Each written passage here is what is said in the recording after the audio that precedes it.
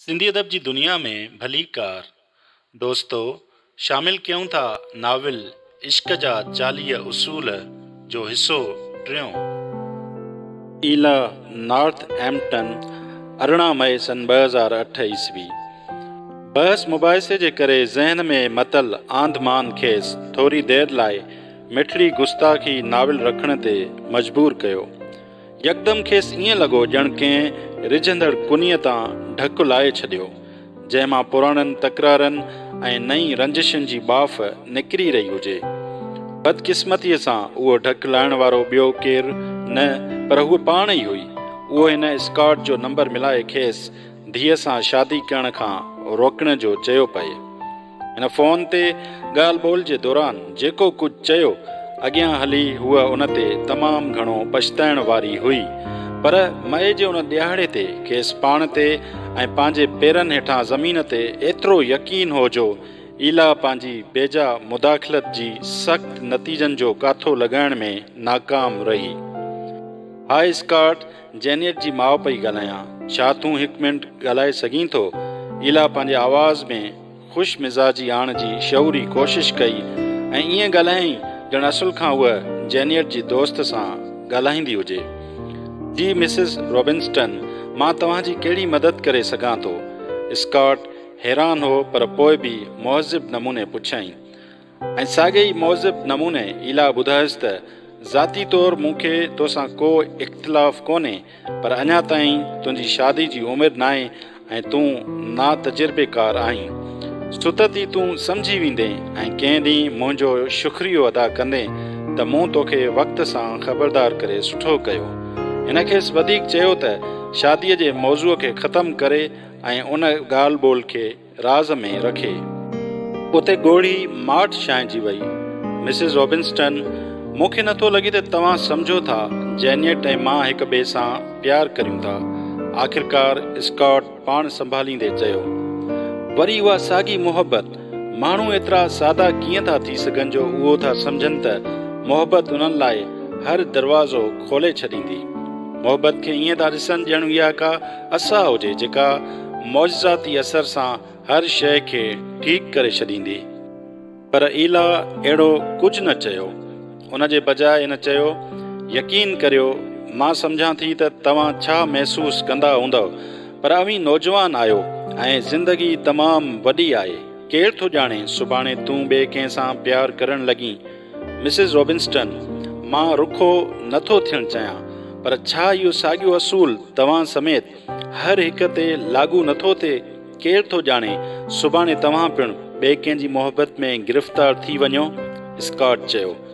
ईला इरादे खां बि वधीक ज़ोरदार टहक ॾिनो। मां हिकु शादीशुदा औरत आहियां। मूं उमिरि भर लाइ चूंड कई आहे। मुंहिंजो शरीक हयात बि मुंहिंजो मक़सदु उहो ई हो त शादी हिकु वॾो फ़ैसिलो आहे जंहिंखे ॾाढे ख़्याल सां वठण जी ज़रूरत हूंदी आहे।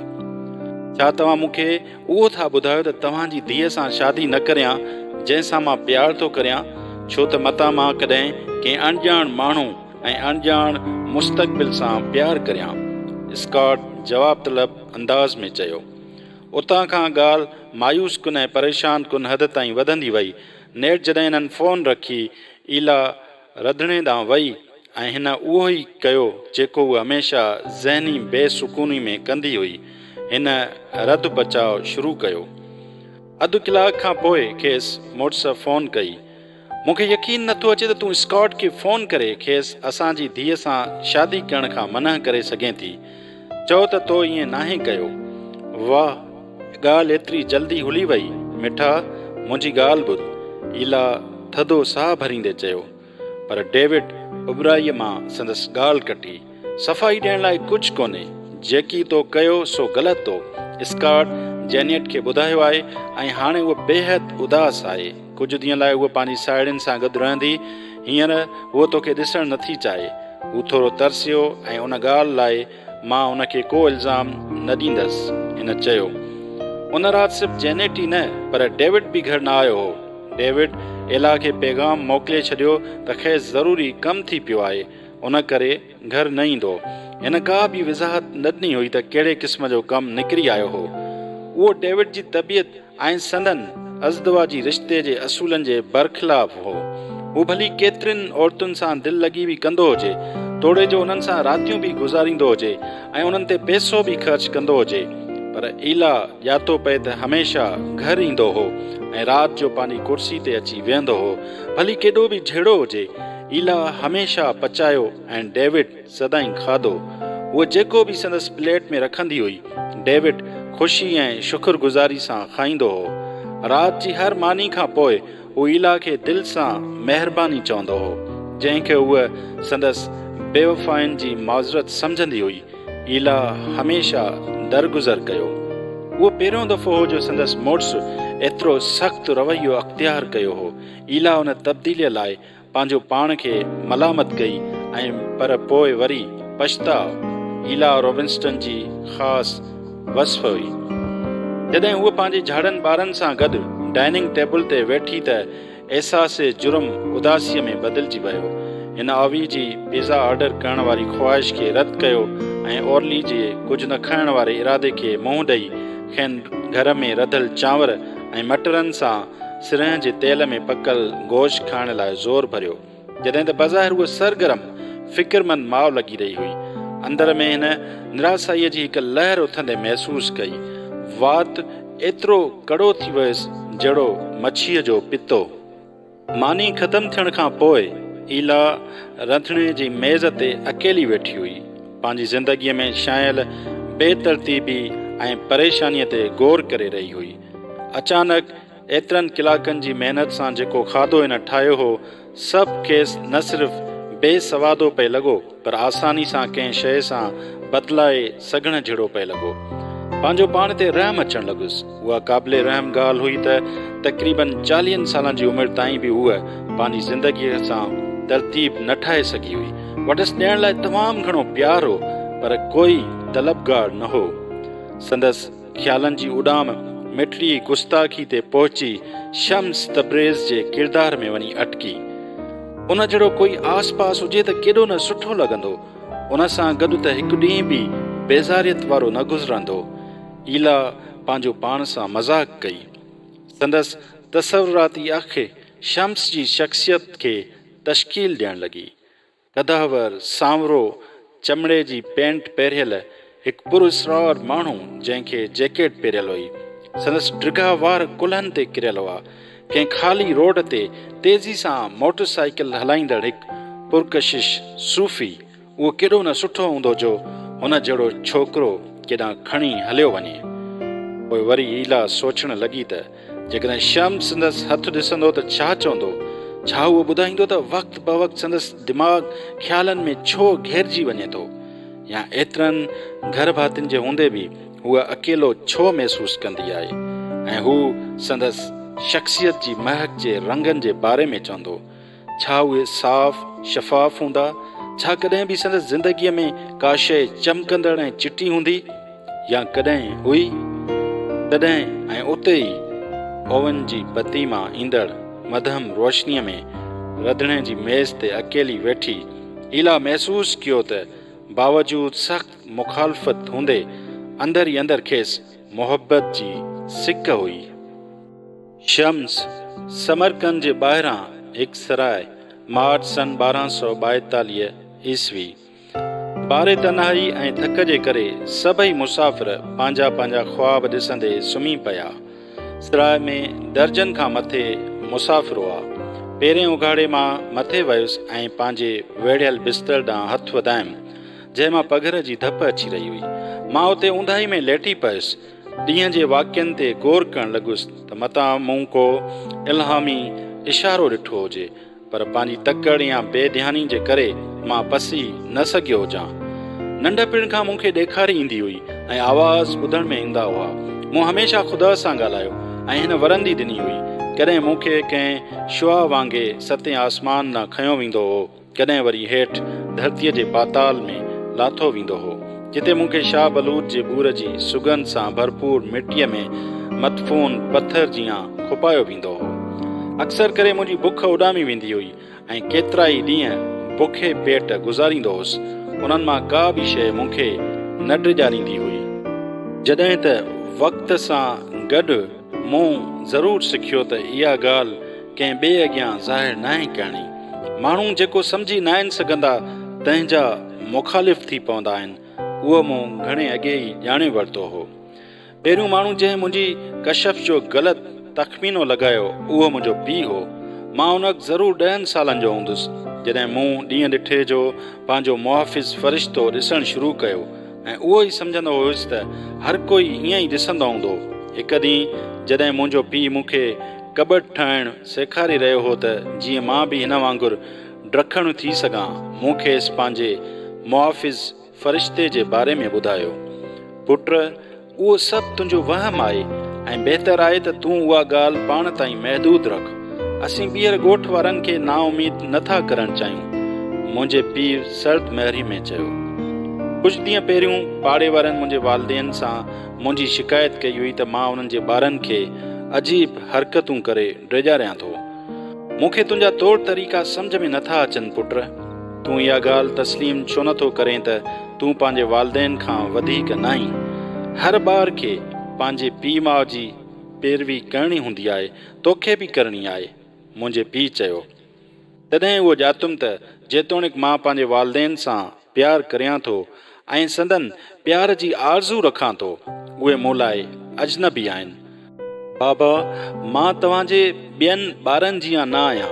ईअं सम्झो त मां बिदक जो बचो आहियां जंहिंखे कुकड़ पाले रही आहे।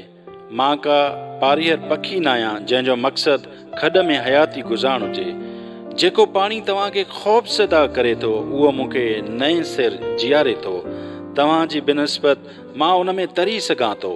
सागर मुंहिंजी सरज़मीन आहे। जेकॾहिं अवी मूंसां गॾु आहियो, मूंसां गॾु हलो, सागर न हलो। जेकॾहिं न त पोइ मुदाख़िलत बंदि करे पंहिंजी कुकड़ियुनि जी खॾ में वञो। बाबा जूं अखियूं उटारजी वयूं ऐं पोइ झुकियूं थी ॾोरायूं लॻण लॻियूं। जेकॾहिं हाणे ई पंहिंजे पीउ सां तूं उन तरह तूं ॻाल्हाईं त सुभाणे पंहिंजे दुश्मन सां कीअं ॻाल्हाईंदे, हिन ॾुख मां चयो। मुंहिंजे वालदेन जे इनकार खां पोइ बि इल्हाम अचणु बंदि न थियो। जेकॾहिं कुझु थियो त उहो थियो जो उहे वधीक गहरा ऐं पुरअसर थी विया। मूं ॼातो पए त मूं पंहिंजे वालदेन खे मुंझाए विधो हो, खेनि परेशान करण लाइ पाण खे गुनाहगार सम्झंदो हुउसि। पर सच उहो आहे त मूंखे ख़बर न हुई त उन्हनि इल्हामनि खे कीअं रोकिजे। जेकॾहिं मूंखे रोकणु अचे हा त मां नथो सम्झां त मां रोकियां हा। उन खां अॻु मूं पंहिंजो घर छॾणु बहितर सम्झो। तॾहिं खां तब्रेज़ लफ़्ज़ मुंहिंजी ज़बान में मुलायम ऐं मिठो बणिजी मुंहिंजे हवासनि में जज़ब थी वियो। उतां जी 3 शयुनि जी सुरहाण मुंहिंजी सारोड़ियुनि जी साथ खे हुगाव बख़्शिन थियूं। कठियल काठ, खसखस जी मानी ऐं कपह जहिड़ी मुलायम बर्फ़ जी ख़ुशबू। तॾहिं खां मां हिकु सैलानी दरवेश रहियुसि। साॻी जॻह ते हिकु दफ़े खां वधीक न सुम्हियुसि। साॻे थांव में 2 दफ़नि खां वधीक न खाधुमि। हर रोज़ खां पंहिंजे इर्द गिर्द नवां मुंहुं ॾिसंदो हुउसि। बुख लॻंदी हुई त ख्वाबनि जी ताबीर ॿुधाए कुझु पैसा कमाए वठंदो हुउसि। उन रीति मशरिक़, मग़रिब, हेठि ऐं मथे ख़ुदा खे ॻोल्हींदो रहां थो। हर हंधि क़ाबिले क़याम जाइ ऐं क़ाबिले उसूल ॼाण जे लाइ जाखोड़ींदो रहां थो, जंहिंजी किथे बि पाड़ पीड़ कोन्हे, किथे बि शीर नाहे। मूंखे हर हंधि वञिणो आहे। पंहिंजी जुस्तजू जे दौरान मूंखे हर क़िस्म जा रस्ता झागणा पिया। मशहूरु कारोबारी रस्तनि खां वेंदे विसरियल वाटनि ताईं जितां ज़िंदा वापसि अचणु नामुमकिन हो। कारे समुंड जे किनारनि खां वठी फारिस जे शहरनि ताईं, विच एशिया जे मथान जबलनि खां वठी अरब जी सहरा ताईं, मां घाटनि, ॿेलनि, सरसब्ज़ मैदाननि, कारवानसराय ऐं होटलनि मां गुज़रियो आहियां। ॾाहनि सां मशवरा कयमि ऐं क़दीम मुक्तबनि में मौलमनि खे ॿार पढ़ाईंदे ॿुधमि। मदरसनि में तालिब इल्मनि सां तफ़सीर ऐं इल्म मंतक़ ते बहस कयमि। मंदिर, ख़ानकाउनि ऐं मज़ारूं घुमियसि। दरवेशनि जी गारनि में वञी साणनि गॾिजी मुराक़बो कयुमि। सन्यासियुनि सां गॾु जुहद कटियमि। आलमनि सां गॾु रोज़ा रखियमि ऐं काफ़रनि सां गॾु खाधमि। पादरियुनि सां गॾिजी चोॾीअ जी चांड्रोकियुनि में झुमरियूं पातमि। हर मज़हब, उमिरि ऐं उहिदनि जे माण्हुनि खे ॼातुमि। निभाग ऐं सिभाग खे हिकु जहिड़ो पसियुमि। गुरबत सटियल ॻोठ ॾिठमि। ख़ाक थियल बनियूं ऐं लुटियल शहरनि मां रत रेटा दरिया ॾिठमि। जिते 10 सालनि जी उमिरि खां वॾो को मर्द न हो। मूं इंसानियत जी अज़मत ऐं पस्ती ॾिठी। कंहिं शइ मूंखे हैरान न कयो। जीअं मां उन्हनि तजुर्बनि मां गुज़िरियुसि, मूं हिकु फ़हिरिस्त तरतीब ॾियणु शुरू कई, जेका कंहिं किताब में न लिखी वई हुई, पर सिर्फ़ु मुंहिंजे रूह ते उकरियल हुई। उन ज़ाती फ़हिरिस्त खे मां इस्लाम जी विरागी सूफ़ियुनि जा बुनियादी असूल कोठींदो आहियां। मुंहिंजे लाइ उहे ईअं आलमी, अमली ऐं दाइमी आहिनि जीअं कुदरत जा क़ाइदा। इहे सभु गॾिजी मोहबत जे मज़हब जा 40 असूल जोड़नि था, जेके मोहबत सिर्फ़ु मोहबत सां ई हासिलु करे सघजनि था। उन्हनि मां हिकु असूल चए थो, हक़ ॾांहुं वेंदड़ राह दिलि जी महिनत हूंदी आहे, दिमाग़ जी न। पंहिंजे दिलि खे पंहिंजो बुनियादी रहबर बणायो। पंहिंजे दिमाग़ सां न, नफ़्स सां मिलो, मुक़ाबिलो कयो ऐं आख़िरकार मथस दिलि सां ग़ालिब थी वञो। पंहिंजो पाण सुञाण तव्हांखे ख़ुदा खे ॼाण ॾांहुं वठी वेंदो। उन्हनि 40 असूलनि खे मुकमिल करण में मूंखे साल लॻी विया। हाणे जॾहिं मूं मुकमिल करे वरिता, मां ॼाणा थो त हिन दुनिया में पंहिंजी पुॼाणी जे वेझो अची रहियो आहियां। कुझु वक़्त खां पोइ उन हवाले सां मूंखे कई इल्हाम थिया। उहो मौत न आहे जंहिंखां मां घबरायां थो, छो त मां मौत खे न, पर पंहिंजो विरसो छॾण बिना मरण खे ख़ात्मो सम्झंदो आहियां। मुंहिंजे सीने में केतिरनि ई लफ़्ज़नि जो ढेर आहे, ॿुधाइण लाइ केतिरियूं ई कहाणियूं इंतज़ार में आहिनि। मां पंहिंजो सॼो इल्मु कंहिं ॿिए माण्हू जे हवाले करणु चाहियां थो, जेको न मुअल्लिम हुजे न ई को मुरीद। मूंखे मूं जहिड़े हिकु साथी जी ॻोल्हा आहे। हे ख़ुदा, मूं ऊंदाहिनि उदास कमरे में होरियां पुकारियो। पंहिंजी सॼी हयाती दुनिया घुमी अथमि ऐं तुंहिंजी राह ते हलियो आहियां। मूं हर माण्हू खे हिकु खुलियल किताब, हिकु घुमंदड़ क़ुरान जियां ॾिठो। मूं आलमनि जी ख़िलवत गाहनि खां परे रही धितकारियल, नाकारा ऐं जलावतन माण्हुनि सां वक़्तु गुज़ारण खे तरजीह ॾिनी। हाणे मां टुपटार थी वियो आहियां। तुंहिंजी ॾिनल फ़हम खे कंहिं सुठे माण्हूअ जे हवाले करण में मुंहिंजी मदद कर, पोइ तूं मूंसां उहो कजांइ जेका तुंहिंजी रज़ा आहे। मुंहिंजी अखियुनि अॻियां उहो कमिरो चिटी रोशनी सां भरिजी वियो, जो बिस्तरनि में सुतल मुसाफ़िरनि जा मुंहं ख़ौफ़ाइता नज़र थी आया। कमरे अंदरि बादे सबा वणंदड़ ऐं ताज़ी ॻोल्हण लॻी। ईअं पियो लॻे ॼण सभु खिड़कियूं खोलियूं वयूं हुजनि ऐं तेज़ हवा परियां कंहिं ॾूराए बाग़ मां यास्मीन ऐं राबेल जे गुलनि जी सिरहाण साण खणी आई हुजे। बगदाद हलियो वञ, मुंहिंजे मुआफ़िज़ फ़रिश्ते सुरीले आवाज़ में झुंगार कई। उते मूं लाइ छा आहे? मूं पुछो। तो हिकु साथी लाइ दुआ कई हुई। तोखे हिकु साथी अता कयो वेंदो। बगदाद में तोखे हिकु उस्ताद मिलंदो, जेको तोखे सही राह ॾसींदो। मुंहिंजी अखियुनि मां शुक्र जा लुड़क लड़ी पिया। हाणे मूं परोड़ियो त मुंहिंजे ख़्यालनि में ईंदड़ शख़्स ॿियो केरु न, पर मुंहिंजो रूहानी साथी आहे। देर या सवेर असांखे मिलणो हो ऐं जॾहिं मिलंदासीं, मां ॼाणंदुसि त उहे महिरबान जावेद भूरा नेण छो उदास हुआ ऐं बहार जी उन महणनि राति में मूंखे कीअं क़तल कयो वियो। ईला, नॉर्थ एम्पटन, 9 मई सन 2008 ईस्वी। बसि ॿार घर अचण वारा ई हुआ। सिज लहण खां पहिरीं ईला मजमूए में निशानी विधी ऐं मिठड़ी गुस्ताखी खे पासे ते रखियईं, जंहिंजे लेखक जी मुश्ताक़ थी पवण जे करे हिन AZ ज़हरा खे गूगल ते ॻोल्हियो। ताजिब में हुई त छा लभंदो, पर खेसि का घणी उमेद न हुई। संदसि ताजिब लाइ हिकु ज़ाती ब्लॉग खुलियो। पेज ते नीरो ऐं फेरोज़ी रंग निमाया हो ऐं पेज ते मथां मथां अछे घाघरे सां हिकु मर्द जी तस्वीर हुई, जेका फेरा पाए रहियो हो। ईला कॾहिं बि फिरंदड़ दरवेश न ॾिठा हुआ, उन करे तस्वीर खे गौर सां ॾिसण लॻी। ब्लॉग जो उनवान हल्की फुल्के रंग सां ज़िंदगी लिखियल हो ऐं उन जे हेठियां साॻी उनवान सां हिकु शेर हो। अचो हिक ॿिए खे साथी करे चूंडियूं, अचो हिक ॿिए जे पेरनि में विहूं। असांजे अंदर में केई मोहबतूं आहिनि, उहो न सोचो त असीं जहिड़ा ॾिसजूं पिया तहिड़ा आहियूं। उहो पेज सॼी दुनिया मां आयल ख़तनि सां भरियल हो। हर कार्ड जे हेठियां उन जॻह जे बारे में तफ़सील लिखियल हुआ।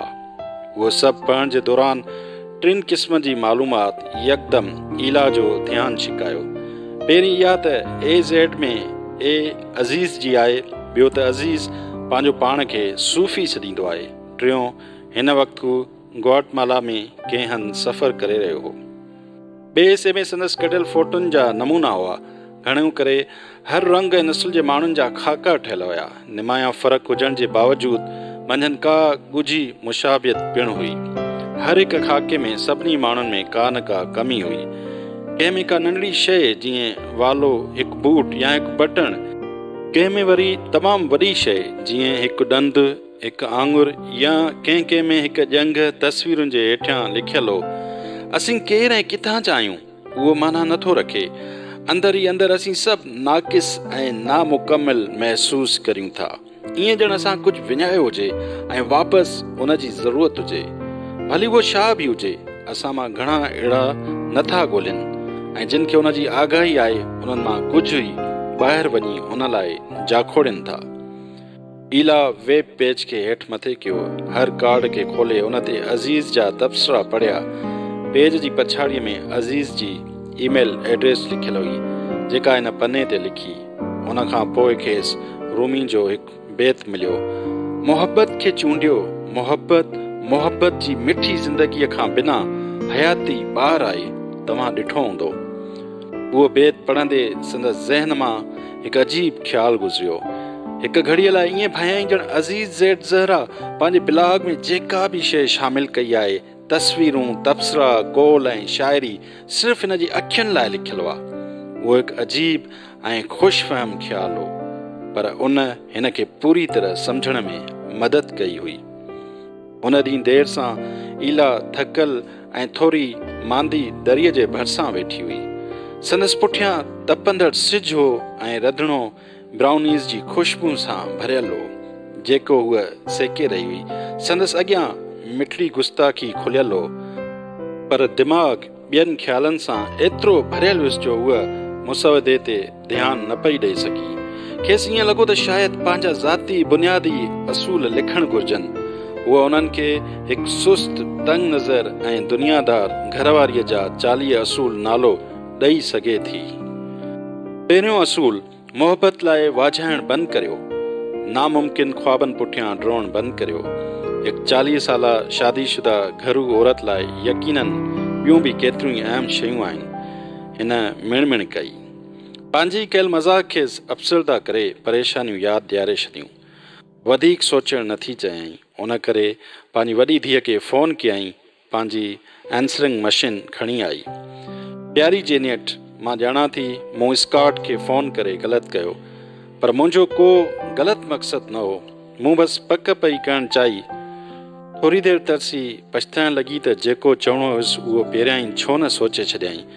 पस मंज़र में वॼंदड़ रिकॉर्डिंग मशीन जो हल्को आवाज़ उहा ॿुधे पई सघी। उहा मुंझी पई। जेनेट, जेको मूं कयो उन लाइ मूंखे माफ़ु कजांइ। मां ॼाणा थी मूंखे शिकायत करण जे बदिरां शुकुरु करणु घुरिजे, पर उहो उन लाइ कयो जो मां ॾाढी नाख़ुशि आहियां। टिक, आंसरिंग मशीन बंदि थी वई। ईला जी दिलि सदमे में हुई त हिन छा चई छॾियो हो, खेसि छा थी वियो हो।